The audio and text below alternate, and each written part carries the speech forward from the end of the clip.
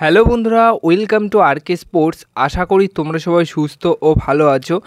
এই ভিডিওতে কিছু গুরুত্বপূর্ণ আপডেট শেয়ার করার রয়েছে, তো এক এক করে সবকটা আপডেট শেয়ার করব।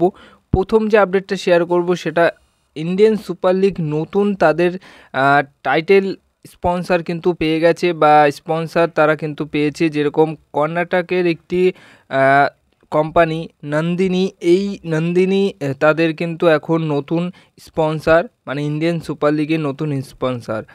এবার নেক্সট আপডেট যেটা রয়েছে সেটা হচ্ছে ফ্লোরেন্তিন পোগবা একটা সময় মোহনবাগান দলে খেলার জন্য এসেছিলেন। তার একটা চোট ছিল, সেই চোট লুকিয়ে, কিন্তু এখন তিনি বর্তমান যে ক্লাবের হয়ে খেলছেন সেখানে কিন্তু তিনি পুরো ফুরফুরে মেজাজে একদম পুরোপুরি ফিট আছেন এবং ভালোভাবে সেই দলের হয়ে অনুশীলন করছেন, খেলছেন। কিন্তু যখন মোহনবাগানে খেলতে এসেছিল তাকে নিয়ে একটা বিশাল বড় হাইপ ছিল যে পোগবার ভাই বা পোগবার দাদা ফ্লোরেন্তিন পোগবাকে মোহনবাগান সই করিয়েছে, তো বিশাল বড় একটা সাইনিং। কিন্তু সেই বড় সাইনিং বা সেই বড় হাইপের দাম কিন্তু তিনি সেই সময় রাখতে পারেনি।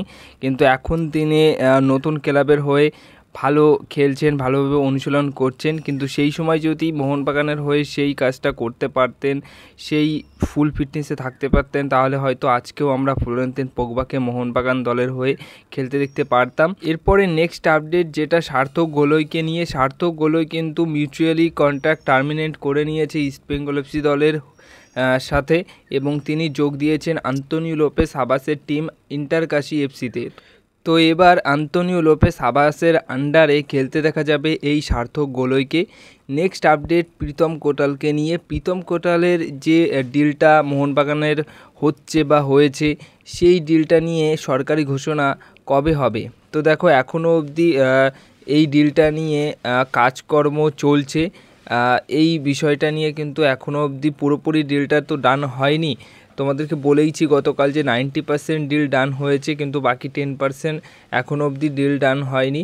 তো সেটা নিয়েই কিন্তু এখনও কাজকর্ম চলছে। বাট ডিল ডান, বা প্রীতম কোটাল মোহনবাগান দলের হয়ে খেলছে এইটুকু তোমাদেরকে বলতে পারি। আর দীপক টাংরি কেবিএফসি দলের হয়ে খেলবে।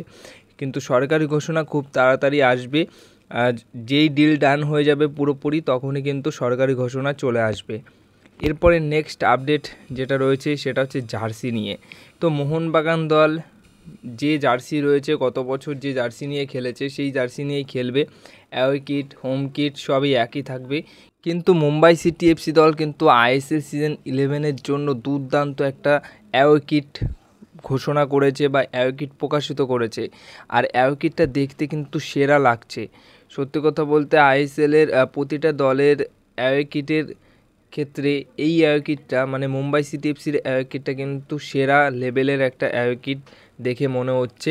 তো এরকম যদি অ্যাওয়ে কিট, হোম কিট মোহনবাগানের এই বছরে থাকতো বা এই বছর তারা প্রকাশিত করতো, তাহলে কিন্তু মোহনবাগান দলের সমর্থকরা কিন্তু খুশি হতো। কারণ একই জার্সি, একই অ্যাওয়ে কিট নিয়ে আরও একটা বছর মোহনবাগান দল খেলবে। কারণ মোহনবাগান দল যদি নতুনত্ব কিছু না বের করে, তাহলে কিন্তু সেটা একটা খারাপ বিষয়। কারণ প্রতি বছরই অন্যান্য দলগুলো নতুন জার্সি প্রকাশিত করে, সেখানে মোহনবাগান দল কেন করবে না? তো এটাই একটা বড় প্রশ্ন। কিন্তু মুম্বাই সিটি এফসির এই অ্যাওয়ে কিটটা কিন্তু সেরা লেভেলের অ্যাওয়ে কিট লাগছে। তো এবার সবশেষে যে বিষয়টা শেয়ার করব সেটা হচ্ছে আজকে ইন্ডিয়া টিমের ম্যাচ রয়েছে। ইন্ডিয়া কিন্তু ফেস করবে মরিশাসের বিরুদ্ধে। তো সেই ক্ষেত্রে আজকে ইন্ডিয়া টিমের প্লেইং 11 কী হতে পারে সেটা নিয়েও তোমাদেরকে সবশেষে বলি।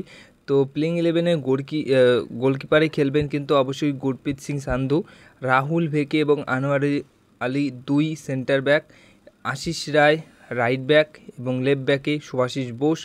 মাঝমাঠে খেলার জন্য আপুইয়া এবং জেকসন সিং দুইজন সেন্টার মিডফিল্ডার।